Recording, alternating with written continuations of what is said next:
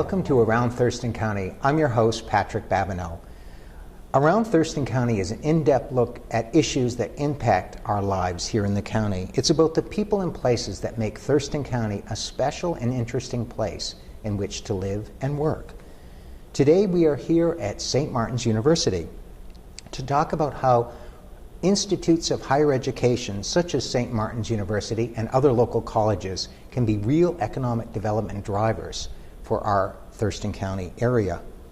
We are pleased to have with us an expert about regional economic development and a professor at St. Martin's University, Riley Moore.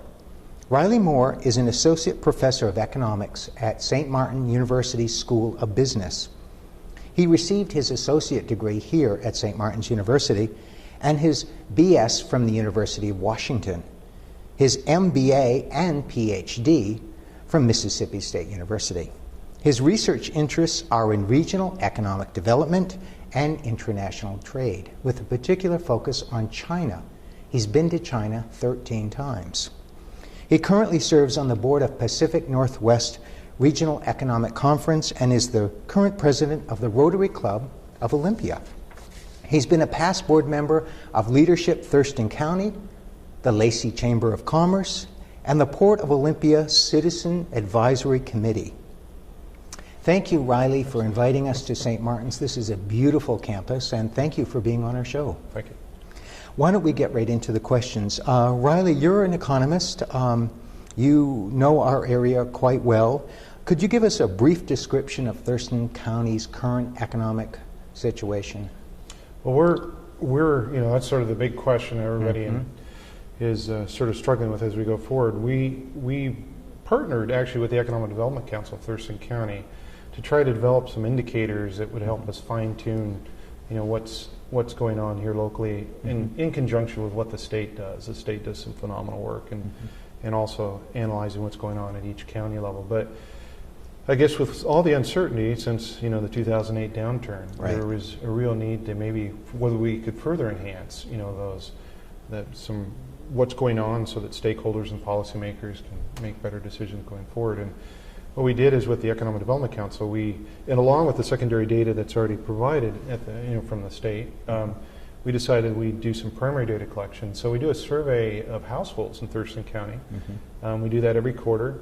We also do 2 surveys of the business community, one particularly focused on small businesses, but it's really primarily membership of the Thurston County Chamber is who we survey. And then we also do a survey of the Economic Development Council's membership. And between those 3 surveys, 2 are done via email, through a program called SurveyMonkey, and the other one is actually phoning the household survey. And what are you finding? Well, we're finding actually that this last quarter that all 3 there were an uptick, and we also do a leading indicator series for Thurston County, and that also showed an uptick. Excellent. It was quite a turnaround from the 3rd quarter where we saw a drop-off. Now, we're not out of the woods by any means, and certainly I think there's some seasonality that's playing out in that. You can't skimp on buying something for grandma, but it might just be the degree of, not maybe the quantity or the quality that you might have done before. And certainly we saw an uptick, certainly, I think, in employment that goes along with the retail outlets, with the holiday period. And 2, also, it's sort of interesting, we've become a nation of savers, and then, that's trickled down at the county level as well. And the deals are just too good to pass up. I think a lot of folks just realize, that I've gone from a consumption-based, sort of focus to more trying to pay off external, any obligations or debt that the households might be carrying. And so, in the survey work we ask, do you think now is a good time to buy big-ticket items or automobiles? And what are people saying? And they're saying yes, the deals are phenomenal, with the caveat if you have access to credit. That's right. They're about 90% of the folks, and this hasn't changed, so this is a terrible time to sell the home. And that's obviously that's a huge drag on the economy, the real estate market. We're seeing some uptick in the multifamily residential units. Obviously, if people lose, there's a lot of Glenn Crellin out of Washington State University has a center that looks at real estate for the state, and we're not out of this in terms of foreclosures, that are coming through the pipeline. But people have to live somewhere, and we're seeing an uptick in rentals at the county level, and that certainly is reflected the state and the nation as well. And what I'm hearing on the national level is with the increased demand for rental units, and that rental costs are actually going up, that Right. in some places it's starting to look very cheap to start buying a home again. Right. Again, but with the caveat of folks, Right. have the credit to take advantage of it. Yeah, no, That's the next Donald Trump or real estate, major holder probably is in the process of developing their next empire right now. Right. If they have a cash is king, but if they have access to credit, or they have good credit, banks want to lend, but not to anybody, or there's the standards are a little higher now from what Right. they were this last decade. Could you describe for us how places of higher learning like St. Martin's University can be an economic development driver for Thurston County? No, good question. Universities have always been sort of good hubs for economic development. And you look back and look at some of the roles that universities have played, whether it's traditionally the educational component, but then you also have aspects, of knowledge transfer that goes along with that. Innovation, which is one of the exciting things where there's a real opportunity to further leverage that here in the South Puget Sound, and then finally, certainly community engagement. So, between the various universities and colleges that we're blessed with, that we have in this county, St. Martin's is no different than looking at how they can try to play a role and help, with this economic downturn. And what we've done in the past, and certainly it's been ongoing, and Benedictine philosophy is giving back. And certainly the business school has been involved with partnerships with the Economic Development Council, which we just mentioned that the indicator series is funded through them. And so we've done projects like developing economic indicators to helping promote international trade. Ironically, back in 2004, King County is a big driver in this state. Right. And, Sure. And the question going forward, we didn't really actually address, there is some optimism that as a state, and that we're going to come out of this faster than the nation. Yes, just that's what I've because we've heard. got, Boeing with That's 7 right. years of back order, Right. and we have Microsoft. We're blessed with these major companies, but Right. again, that's King County, Right. and the whole focus is that we have a lot of our students. If the state's not hiring, and that's not going to change. They get in their car and they drive up the I-5 corridor, and the Right. Thurston County Regional Planning, the Thurston Regional Planning Council has, I think, done a study in the past that there's about a $20,000 differential, and so that is an incentive, obviously contingent on what gas prices do. But Right. if we, as universities, can try to create additional clusters, in the South Puget Sound area, Here. it's a win-win all the way across. Right. So people can have employment here where they live. And question that certainly is, this is an ideal place to live. You have all the amenities, but you don't have the costs associated with King County. And, That's right. And so, to answer your question, sort of roundabout way, but we've worked also, whether we foster incubators here or whether we look to international opportunities to help promote exports, which obviously is a national agenda, and certainly at the state level too, where Governor Gregoire has talked about one out of every 3 jobs is related to international trade, and certainly so. But again, a lot of dialogues up in King County, up the I-5 corridor, and so we've worked again with the Thurston County Chamber, the Port of Olympia, the Economic Development Council to put on a series of conferences over the years, and I think we had the first China conference when Governor Gary Locke was governor of the state. Now he's the ambassador to China. Right. So, we had over 300 folks in attendance. It was the first in the South Puget Sound to address that. And China is just an example, but we've done other conferences, again, with the community on South Korea or India to try to get local businesses knowledge or a better understanding of some of the opportunities because with consumerism down, we're only 5% of the global population. And so in the old days, the idea that international trade was, just strictly corporations.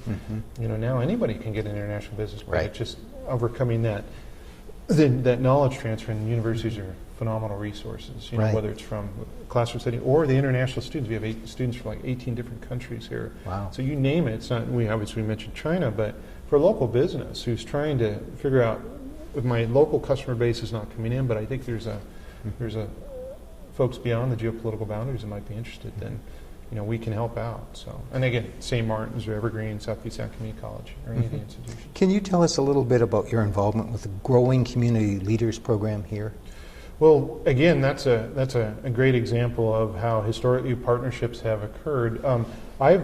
I've been blessed, and St. Martin's have been an active player or participant in Thurston County's leadership program. I think that started under the tutelage of Dr. Spangler, was the first to really try to promote, that stronger relationship. And so we been a very big promoter and supporter of the program. We've had quite a few of our folks that have gone through it. I've been fortunate to serve on the board for that. And we continue to explore ways to try to further leverage that relationship. A lot of universities like UW have instigated programs like that. Right. And here we've always taken more of a partnership approach, and so but that's an example of, again, where you try to get people to understand, the issues that the community is facing, to try to get people that go through the program an opportunity to understand, who the stakeholder, identify the stakeholders, again, the issues, and then challenge them to try to find solutions that makes this an area that everybody knows is ideal to live in. And create jobs in. Exactly, and create jobs. Or no better recruiter, certainly than somebody who understands the area. Everybody's an ambassador for Thurston County. That's right. That's right. And you've been involved with a number of groups here in the greater Olympia area in terms of working with them in various ways that encourage economic development, economic indicators. Can you talk to us a little about that too? Well, yeah, just again, the issue with the Economic Development Council of Thurston County, but we've also been involved with the Port of Olympia. We've done some research, again, an example where universities can be sources for doing analysis for local organizations or businesses. So we've done some survey work for the Port of Olympia, perceptions of the role that the port's playing in the community. We've done some work for the Visitors Convention Bureau. We're in active discussions right now with the Olympia Downtown Association as a result of the work that we've been doing with the Economic Development Council. We're actually quite unique. The EDC's work, or I say that in the partnership, is they do these, particularly household surveys, they do them at the national level. That's nothing new, and they also do it, they break that down regional. The Conference Board out of New York and University of Michigan, again, another example of a higher ed institution that does these surveys. But at a particular county level, we're somewhat unique. And so that exposure is certainly allowed, others have approached and said, can you do something, help us out as well. And so we've also, as you said, the Olympia Downtown Association is interested in exploring an indicator series for themselves. And then certainly we've also done some work for some NGOs in town and some financial institutions. And how has St. Martin's, or is there an attempt on the part of the schools that we have here, and you're right, we're blessed with St. Martin's University and Evergreen and South Sound Community College. Is there an attempt at some point to kind of collaborate on helping with this economic development driver work that you've been involved in? No, good question again. It's we're blessed. Our administrators, the three college presidents of the three that you just mentioned, meet on a frequent basis, which is, I think, quite unique, the public-private partnership.